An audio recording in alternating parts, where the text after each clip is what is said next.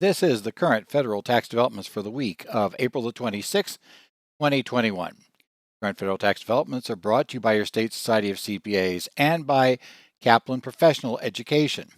Actually, I should say Kaplan Financial Education. You got to remember the right names for things. Ed Zollers, and again, broadcasting here from Phoenix, where it's getting a little warmer. We're getting a little bit more into the summery times. We're going to get there, where it'll be warmer. Right now, it's not too bad at all. We definitely going to get way higher than this. But we're going to look at what's gone on this week, and a few things are going to be on our list. First, I'm going to do a brief discussion of the new proposals that have been rumored, and we'll talk about what you do, which is mainly nothing at this point in time when I'm recording right now with regard to these new proposals, because acting at this point can almost always turn out badly. I'll phrase it that way. Yes, in retrospect, you'll probably see something you should have done as of this date, but it only makes total sense in retrospect. So we'll talk a little bit about why I don't worry so much about these proposals until we get something much closer to becoming law. We're also going to discuss about the IRS releasing some safe harbors for returns that were filed on or before December 27th in the area of deducting PPP loan expenses to keep those people from having to go back and amend returns. We have the IRS pushing a fact sheet to promote paid leave, sick leave, and family leave, payroll tax credit, that's subsidy for vaccination-related issues. We'll discuss that that's not really something new, although the press covered it much like it was new this week. And we'll still go over how it works, what's there, and some of the issues pro and con for working with it. We also have the IRS extending what they refer to as a deviation in allowing for electronic signatures, either for forms where there was no electronic signature allowed before, electronically, or allowing you to accept electronic signature that doesn't have the same level of backup, shall we say, KBA, knowledge-based authentication, to use non-KBA methods to get some signatures that currently require KBA. So we'll discuss that. And interesting decision this time. This is our third try at it. Basically, we had it issued once. We had it extended once before. This now is the second extension. And this time they dropped the word temporary when they talked about the deviation. So don't know if that has a meaning, if it's an accident, or what it is, but we'll discuss a little bit about what that might mean for the IRS going forward. And then we also had the IRS finally admit to a problem that a lot of us had figured was an IRS problem, but now we have a little bit of confirmation. And that is that certain modernized e-file payments, those payments that were requested via returns filed using the modernized e-file system, that should have come out on April the 15th, they didn't quite come out April the 15th. In fact, they basically came out late last week. I think most people that I know of have told me that they have gotten their money taken out of the account now. We'll talk about what the IRS told us about that situation and what we're going to do. Well, let's start discussing with the tax bill, which I want to remind you right now, it's not really even a tax bill. It is a rumor of a tax bill.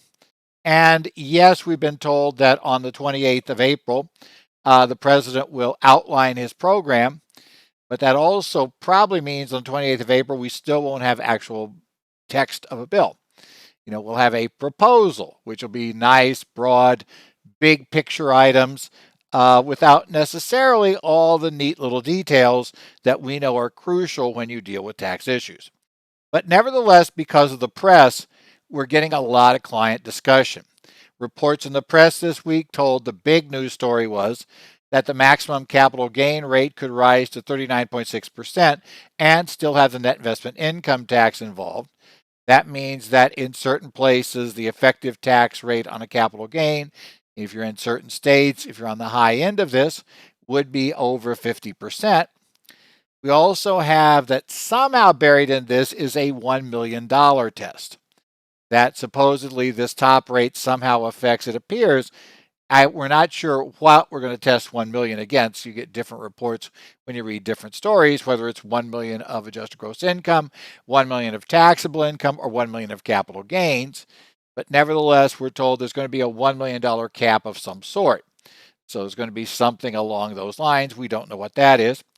There also was discussion that also got people worked up about getting rid of the current system where we have carryover basis, or I should say not carryover basis, but a step-up in basis, and either going to a carryover basis system or the one that got talked about a little bit more toward the end of the week would be a deemed sale on death with a potential apparently there for $100,000 of gains you could ignore, or maybe $1 million, we're not sure which, in that event. So the deemed sale concept.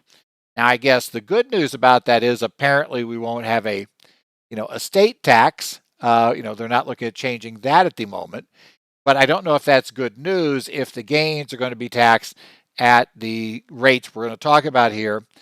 What it would end up doing since we end up at those potential rates. What about the capital gain on death when dad dies?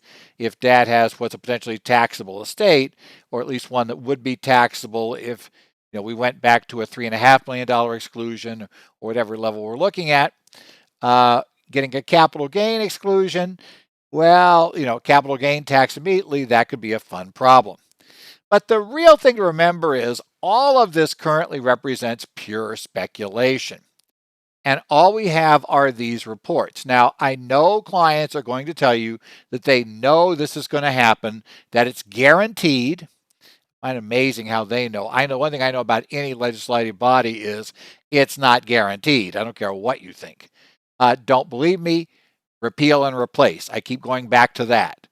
If there was anything that appeared a slam dunk after the election in 2016, it was that repeal and replace was going to be passed almost immediately. In fact, members of Congress believed that would happen. And as we know, it did not happen. You also may remember in tax, let's take you to a tax one a little closer. If you remember, also around that time, we were talking about things like the border adjustable tax or border adjustment tax. I forget what we call it. But the BAT, the BAT was backed by Kevin Brady, chair of Ways and Means, backed by the Speaker of the House, Paul Ryan at the time. The Republicans now had taken over the House, Senate, and the White House. It's like, oh man, we need to learn about the BAT, and the BAT's going to be doing these awful things. It turned out the BAT was not terribly popular. That did become clear pretty quickly. But in any event, we're not doing it. So bills like this will change over time. It is highly unlikely that we will get a bill dropped on us on Wednesday and that it will clear the House and the Senate in a week or something and be on the president's desk. More likely, it will take significant time to negotiate. It will go through various changes. And even if we assume we're going to do this only with votes on the Democratic side of the aisle, just like we did it with only Republican votes for the TCJA, remember how the TCJA came and at the end and how many ways it changed? The Tax Cuts and Jobs Act that was passed by the House was not the Tax Cuts and Jobs Act that we finally got. Don't believe me? Are you paying self-employment tax on your S corporation flow-through earnings? If your answer is no, I will remind you the original TCJA would have had that happen, would have brought together equivalents between S corporations and partnerships. So it's really tough even when a party appears to be in control. There's going to be disagreements about what to do. And the real danger we have right now is taking any action that has consequences that we can't undo and that depends on certain things happening. And presumably there are things we would not do if the law didn't change because we haven't done them yet, right? So presumably that's a bad thing. And I am reminded of a situation I became aware of many years ago, right around into 2010. I got asked about a situation, not a client, but got asked about a situation where a individual had decided that, if you remember 2010, that was when the estate tax went away for a year. But in 2011, we were going to come back with an estate tax that was $1 million cap, period. That was going to be the amount you could have pass tax-free. We would go back to relatively high rates above $1 million. And for that 1 year in 2010, while gifts were still, no estate tax, so you could die and pass unlimited funds on to your kids, but what happened in 2010 was gifting still had the $1 million cap. Now, the rates were not nearly as high when you went above $1 million in 2010 as it'd be in 11. Well, of course, some people were sure that Barack Obama would never sign a tax bill that, continued any sort of exclusion anywhere close to the 3.5 million that we had in 2009.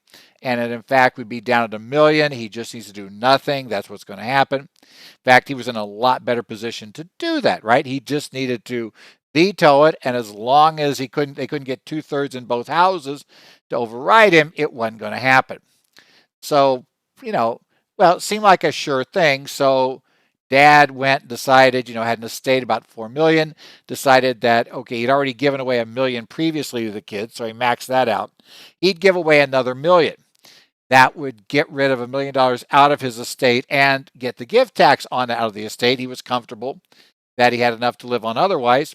Okay, all well and good. Does that early in the year for reasons that, it's a given, right? It's a sure thing, so let's do it now.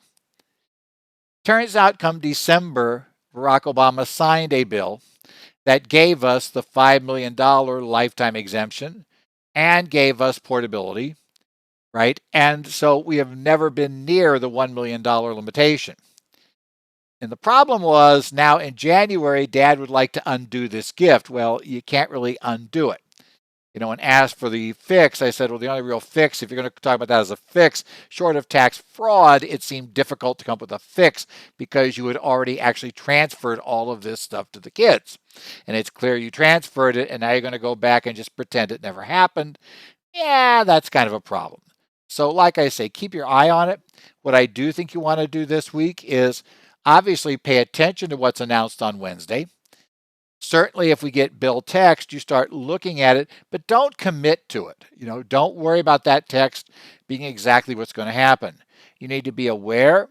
You need to be aware there's a high likelihood of change, and that change could be better or worse. Also, be aware if people start saying, do this right now, this is the perfect way around this, because then you run into the Wall Street Journal rule, as I refer to it. That is, if somebody writes up what a wonderful way there is to get around something in the journal, we will guarantee you that if we're in the middle of writing a bill, Congress will patch that. And if we're not in the middle of writing a bill, the IRS will, by regulation, undo it. So it's not a good idea to go down that path. The most recent Wall Street Journal rule issue we had was when people talked about crack and pack options for getting around the 199 cap A restriction, for those of us who had, service businesses. So the service businesses that couldn't claim 199 cap A, the theory was, they're going to do crack and pack and break them up into pieces. And so kick out our admin staff into an administrative services business owned by the partners of the law firm, the accounting firm. And then the law or accounting firm will pay lots of money for those services, and that'll flow through to the owners, and they'll get their 199 cap A because we're not going to have that problem. It's like, yeah, it didn't work. Shut down by the IRS pretty quickly. So be aware of that here. So just fair warning, once we get bill text, I'll probably discuss some basics, but I won't go into deep details. And more importantly, we'll probably look at it seriously if we get to a conference bill, or at least something that it appears both the House and Senate are going to pass. Then we'll start worrying about the bill. But until then, I'm not going to spend a lot of time worrying about it. Okay, let's go to our first real development, something that's actually we can put our hands around. Revenue Procedure 2021-20.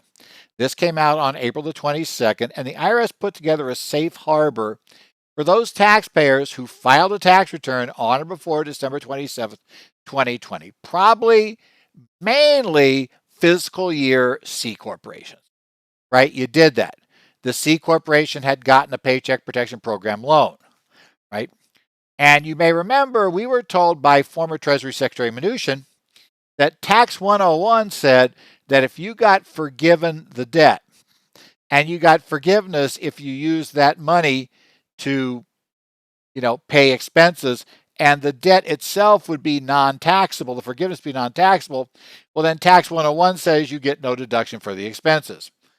And the IRS put out a series of what we'll call the Tax 101 revenue rulings or notices, other guidance that told us essentially, yeah, guys, you can't get this.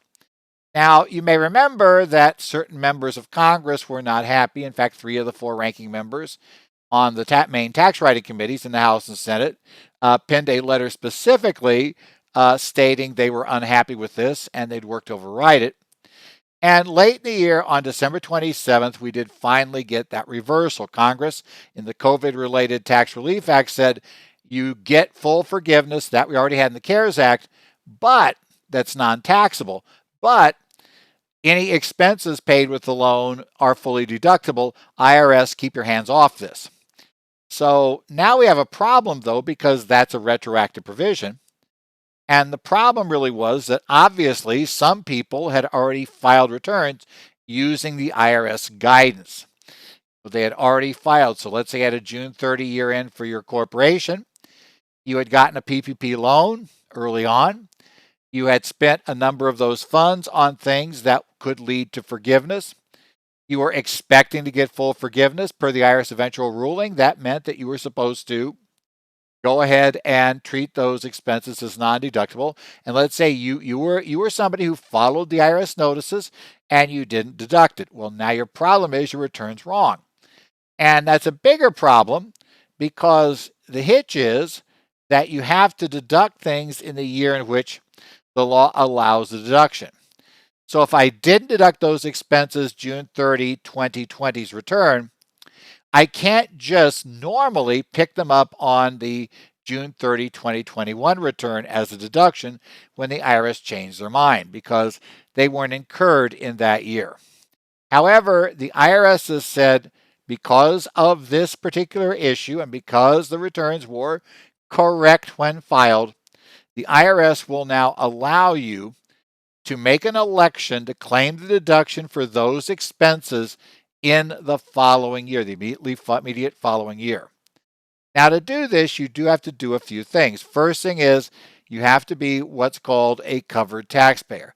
And bottom line, a covered taxpayer generally is going to be somebody who got a loan, paid or incurred expenses during your 2020 taxable year, and on or before December 27, 2020, you timely filed, including extensions if necessary, a federal income tax return or information return. That would be like a partnership return, 1120S. That's why we talk about information return, because that's what those are, as applicable for your 2020 tax year. And on that tax return, you basically did not claim a deduction for expenses that either led to PPP loan forgiveness because you got forgiveness before you already knew you'd been forgiven by the time you filed your return, or that you expected to lead to forgiveness. And if you did that, it works fine. Now, the one problem is if you, let's say, some taxpayer did not keep up and didn't realize on December 27th, let's say December 28th, the next day, that the law had changed and that on the 28th, they should now claim that full deduction. If they left it off the return, let's say for the 2020, December 31st, 2020 return, or even a November 30, 2020 return, or October, whatever that you filed after December 27th, that's not granted this relief. And that's somewhat interesting because even though the law did pass, and we know it passed on December 27th, the IRS did not formally revoke their rulings that people were relying on previously until January 25th.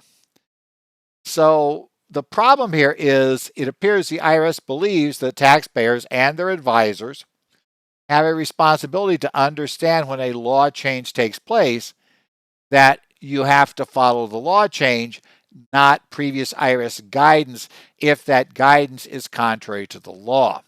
Or as I phrase it, you needed to recognize on the 28th that 5,500-page document that had been signed into law the day before contained this provision that invalidated what ended up being 3 different IRS rulings regarding dealing with these loan expenses.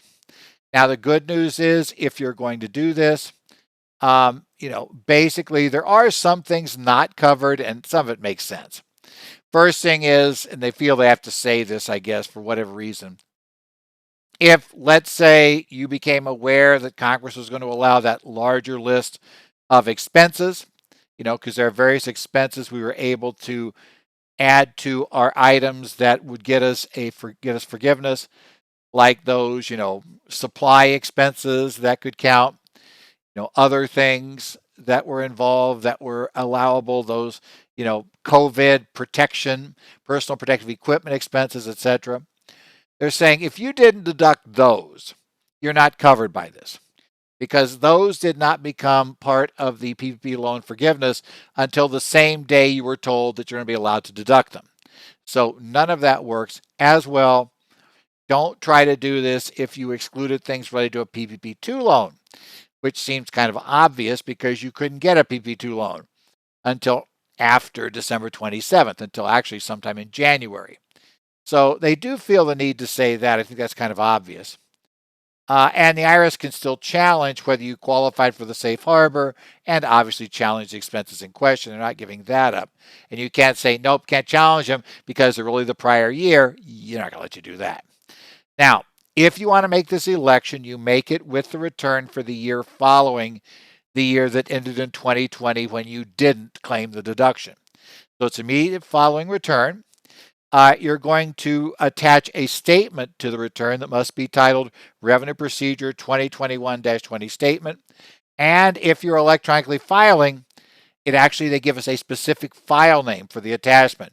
RevProc 2021-20.pdf, no spaces anywhere in that, has to be the name of the attachment. That particular statement is going to give the taxpayer's name, address, and ID number. A statement they're applying the safe harbor found in Revenue Procedure 2020-21, found in Section 3.01 of that. The amount and date of disbursements of your original PPP loan, the first draw loan, and a list including descriptions and amounts of the original eligible expenses paid or incurred during the 2020 tax year are going to be reported on the following year's return. So that goes on. So again, you would put this on, let's say you did have a June 30, 2020 return, corporate return. You're going to put this statement on the June 30, 2021 return if you didn't deduct those expenses. Now, the alternative is pretty obvious. You can just go back and amend the 2020 return. And, you might not want to do that because it's going to be a hassle. It's going to be a mess. Secondly, though, you're also going to need to worry a little bit about whether your state will allow this to happen anyway. I feel that most states that are conformity in most states are conforming states of some form, and that have conformed on this treatment will probably follow this revenue procedure as well. But do keep an eye on it. And remember, the client might want you to go back there because in theory, in 2020, that could add to an NOL that could go back to prior years. In this case, maybe not. So we have to see how it goes. Now, another big thing that kind of ended up happening this week is a new announcement. It's not really anything new, but suddenly the president gave a speech. The IRS posted a news release and a fact sheet. And a lot of us, I know tax Twitter is kind of funny. The morning when this stuff first started, all of us are like, did we miss something? It's like, I thought we had this. And, so there was a lot of back and forth. And we finally figured out that, nothing had really changed. This is an IRS fact sheet, FS 2021-09, and as I say, a news release and also a speech by the president the same day on April the 21st that discussed this American Rescue Plan, the sick pay under this. And if you remember, sick pay and paid leave, sick pay and paid family leave, payroll tax credits were extended and modified by the American Rescue Plan Act, ARPA, right? We had that in there. And one of the key changes, as we've discussed when it came out, was that added to the list of conditions, situations that would allow you to give an employee time off, pay them for the time off, and qualify for the payroll tax credit up to $511 a day for the paid sick leave, or up to $200 a day for the credit involved for paid family leave would be anything related to COVID-19 vaccinations, anything related to reactions to the COVID-19, right? And if somebody had, let's say, because a lot of people have reported at the second vaccination, right, that, you know, when they get the second vaccination in most of the 2 vaccination series, that they've been down for a half a day, day and a half. They had to just kind of like stop, not do anything, stop doing it. I've heard of that from a number of people. It was not my experience. My experience was I got my shot and I came back and continued working the full day that day, the full day the next. Now we've kind of joked that, well, maybe it's just because it was tax season. How could you tell if you were run down? But nevertheless, in any event, so like I said, my second shot, that wasn't really a reaction of any sort. And I've also talked with, my father had no reaction. My brother had a headache, a pretty nasty headache for about 6 hours and then disappeared. So you could pay for both the vaccines, 2 vaccines potentially, if you're talking about the, other than the single vaccine shot. So you're talking about the mRNA vaccines, we're talking about 2 shots. And you could also pay for the time that the employee might have to take off for reactions to the shot. And the government would basically give you that money back through payroll taxes, right? Remember that? The good old thing where you offset your payroll tax deposit. If it's greater than your payroll tax deposits, you could go Form 7200 and get your refund directly to you, or you can just wait and get the money back when you file the 941. So you really have 3 different ways to run it. Now, a couple of things to remember about this. The IRS did put out a fact sheet, which is good, pretty decent, discusses the basics of this. I do want to remind you of a couple of things the fact sheet does not state. First thing is, please remember that this version, and this only goes from April 1st to September 30. So if you paid for employees to get vaccinated or you're self-employed and you got vaccinated prior to April 1st, which I got vaccinated prior to April 1st. I got both of them before that, the second one just before that date. No, you can't go back and retroactively claim the credit or claim the credit either for payroll that you paid people or for, the self-employed version of this that you'll get on next year's return. By the way, as one person on Tax Twitter pointed out, yes, you probably have to ask clients next year who are self-employed, did you get vaccinated? And if you did, was it before or after April 1st? Because if it's after April 1st and before June 30, then you probably qualify for this tax credit, and we'll have to compute it. Kind of interesting things. But the thing to remember is, though, you can only get this credit if your plan does not discriminate in favor of the highly compensated employees, cannot discriminate in favor of full-time employees versus non-full-time employees, or on the basis of tenure with the employer. So you can't say that, you're going to pay for time off for vaccinations for employees who have been with the firm for at least 6 months. You can't say that you're going to pay time off for full-time but not part-time. You can't do pick and choose with the highly compensated, pay for the officers to get their vaccinations but not give the rank and file the time. Basically, you have to have a relatively non-discriminatory program. Now, as I read the law, I see nothing there that says, though, that you cannot pick and choose as long as you don't discriminate by basis of those categories. You could, yes, have a program that only paid for time off or vaccination and for the reactions and potentially not pay for time off for the other, at least not go down the time off route, for the other items that qualify for this. So I think that choice is available and employers may want to do that.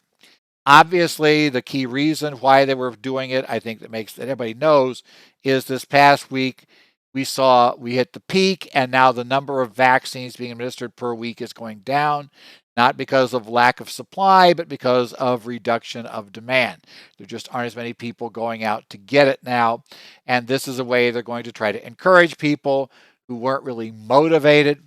And I remember hearing former FDA Commissioner Gottlieb discussing, saying, yeah, what we had was initially you had all these people that were willing to jump through hoops, willing to, spend time in line, were willing to, do whatever it took to get the vaccine. They were highly motivated. What's remaining now is, the highly motivated people got vaccinated. Now we're looking at the not so highly motivated, not necessarily against being vaccinated, but just don't feel it's a priority right away. It's something they'll do when they get around to it. And so the idea is, at least in theory, it appears that the government is thinking that this will be a way to help motivate those people if they don't want to go do it because they're afraid of, I just can't afford the time off from work. That's the theory. They're trying to get employers to do that. So anyway, it is kind of an interesting run. If you've not looked at it, I do have it written up in the in my write-up for the week, the PDF you can download related to this program from our website at currentfederaltaxdevelopments.com. You can go see there and find out about it and see what's exactly going on and take a look at how this works. We have the full thing pretty much written up there. But yeah, that's part of what's happening there. The not new thing. Next up, let's talk about something that is a continuation of something. And this is basically a memorandum entitled Temporary Deviation from Handwritten Signature Requirements for a Limited List of Tax Forms, NHQ-10-0421-0002. It was actually issued on April the 15th. You may remember we talked about last year, the IRS at a point said, look, because we understand that due to COVID-19, some taxpayers and some advisors are concerned about meeting to get things physically signed. Well, and in some cases, it was just virtually impossible. If you had a client, let's say, that was elderly, that was living in a care facility, that really was, that is used to always meeting with the CPA and having the CPA, there to help them sign stuff. There were all kinds of reasons why, or let's say they just don't have mobility. I don't know they're going to online help them much, I guess. But they have mobility problems. Then it would be an issue, right? They can't get out. They're not really mobile. They don't want to leave the facility, but you couldn't go in. And they really, you really need to kind of get that document signed by them and back. Well, using electronic signature options, that's pretty clear there. You kind of force where the signature goes. You make sure all things are filled out. It can take care of a lot of that stuff. But the IRS generally did not allow you to use things like DocuSign for this purpose or similar products, Right Signature. For this, unless first, only for a very limited number of things could you use products that were digital signatures. And then number two, you almost always had to do that using a knowledge-based authentication system to go with it, which is not something any of those products provide by default, and which they tend to charge a significant amount for, relatively more significant amount, if you want that kind of thing before you clear up the signature. So, we had that background. So what they did, they published a short list last summer, then came back a little bit later and published a longer list, right? In both cases, they told us it was a temporary, right? December said this is a temporary deviation. Now they issue this new memorandum. Previously, the temporary deviation was to end at June 30 of this year. Now the memo no longer says temporary, but the memo does still have an expiration date on the memo of December 31st. What's also somewhat important here is that they actually did add quite a few items to the list. And so again, if you get this, go to our website, take a look at the article, or download the PDF with all of our articles for this week. You're going to find out that we end up getting, like the entire 706 series basically is in there now. The 709s are in there. A number of 1120 series forms, not the regular 1120 or 1120S, but a number of others that could not be done electronically. Various other things, application to change your tax return year, 3115, which was there before, 3520s, which I believe were there before. And one other thing to point out, which was there before as well, but you need to be aware of it, is all of the Form 8453 series, 8878, and 8879 series forms. Now, those are series, which means any of those forms dash whatever, or just that form by itself. And those are the forms to authorize electronic filing. Now, that's interesting inclusion for a couple of reasons. Number one, for the 8879, the individual e-file form, the IRS already allowed digital signatures on that form, but you were required to get, basically knowledge-based authentication, where they ask people questions that's available publicly or comes from a credit bureau that they should be able to answer that other people would not be able to answer. So they have that information, right? And then that they try to clear that. The IRS generally required that for authentication. However, in this case, this memo says, it has a footnote, which is interesting. It says electronic and digital signatures appear in many forms when printed and may be created by many different technologies. No specific technology is required for this purpose during this, and they saw the word temporary in this footnote, temporary deviation. That appears to mean that you could get an 8879 filed with a non-KBA based signature program. Secondly, about those electronic filing programs, the IRS has effectively stated through non-binding guidance that those other forms cannot be signed except by pen and ink. You couldn't do an electronic signature on them. They weren't authorized. And that much is probably correct. The IRS has the authority to authorize it, but they hadn't authorized any of the others. However, at this point, now it appears authorized. So you can apparently send the client a, 80 whatever that you need for a corporation, an S corporation, a partnership, right? Those sorts of things, and have the client sign that using something like DocuSign, right signature. You might use KBA, you might not. KBA gets a little more complicated there because, theoretically, they probably want to KBA the officer, not KBA the corporation. So it'd be a little weirder, but that's okay. But apparently you can just skip that as well. And as noted, the IRS is supposed to accept this in theory, when you mail the return to them. So let's say you could present a client with a 706, they could sign it electronically. You can then print out that version that comes back to you with the electronic signature on it, and the IRS is supposed to accept that. The lack of the word temporary suggests that the IRS may be considering, and they have said this before, when they first announced this, they were going to look how things were going. We may see the IRS make some of this more permanent and put together a more permanent document. So be aware of that. That could be coming up. So keep your eye on this. We may see the IRS allow a lot more digital signatures in the future post-pandemic. I suppose the big reason for that is the concern was obviously there'd be major fraud, there'd be all this ID theft, et cetera, et cetera. Well, the IRS now has been accepting these for the year, and we haven't heard about any significant problems. So it may be now the IRS figures, having run this long test that kind of got forced on them, that, hey, okay, we're okay. We know this will work. We can go ahead and just accept it. Finally, the IRS admitted this week that there was a little problem with payments on April the 15th. This is a quick alert, technical, delay in processing forms 1040, 1040X, and 1040ES payments submitted via modernized e-file.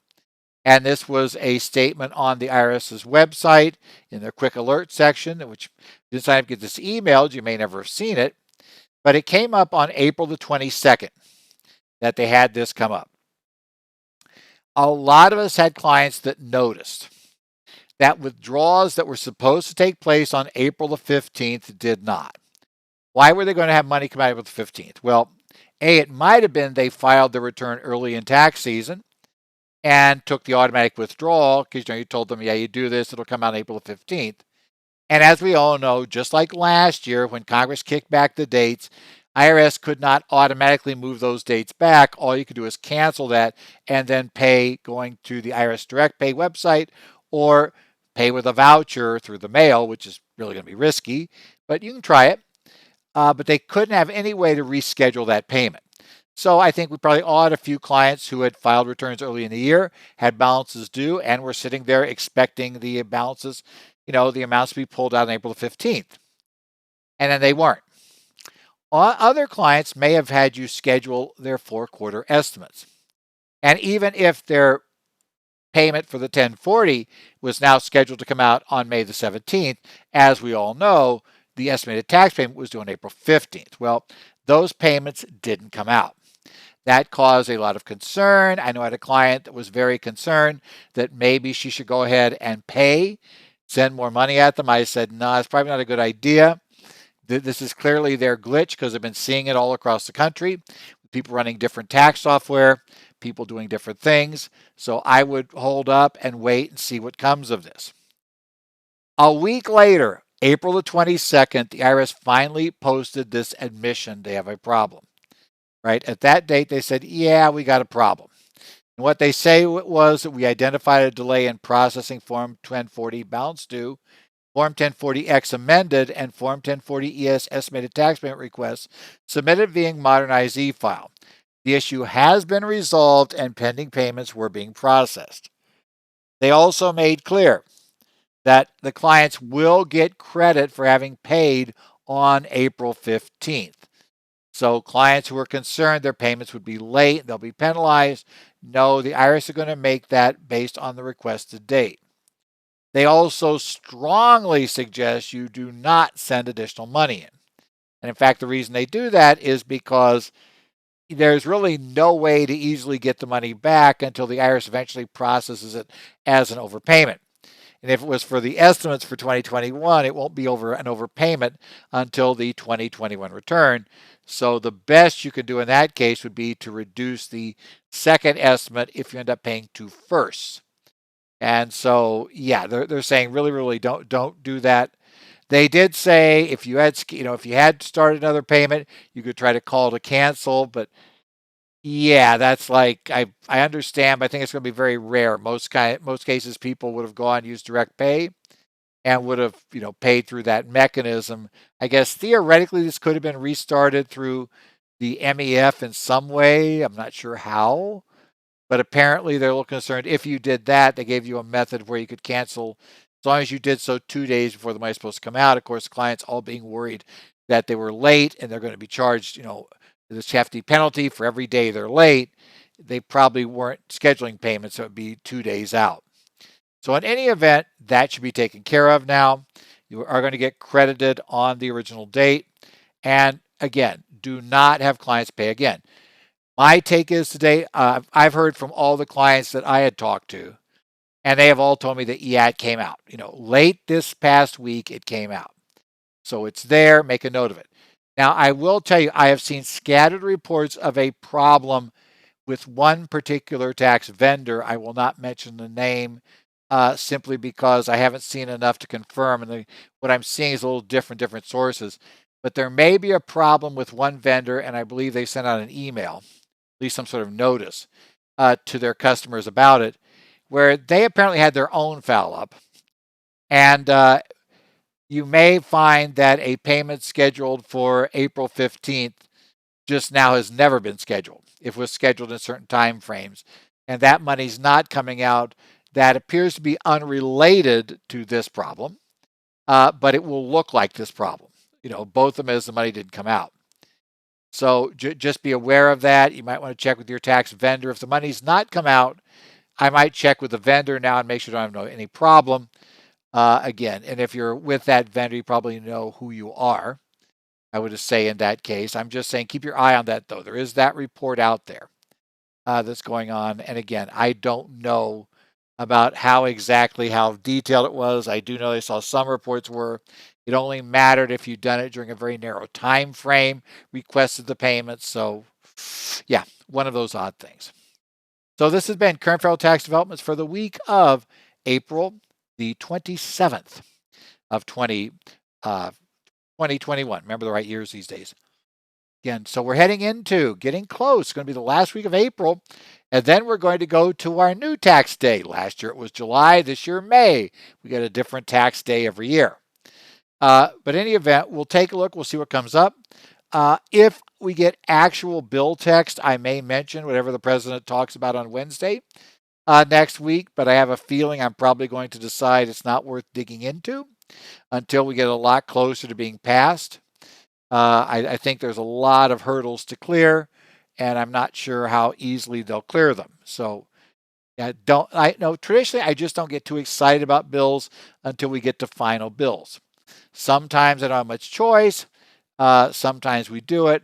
I did violate that rule on TCJA. So unfortunately, I know way more about the not Section 199 way they're going to try to do it in the House than I'd ever care to know, because that's utterly useless knowledge.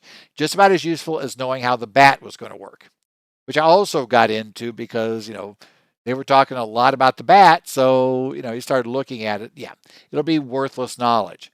And it's tax season. We don't really have time to build up worthless knowledge. So, I'll probably take a look at that sometime later, preferably when we're further along and how it's going to go. But otherwise, check back in here next week and we'll talk to you about whatever does come up in things that do count immediately in federal taxes and update you on any other sort of interesting developments that come up as we look at this world of federal taxes and work our way toward this year's end of tax season.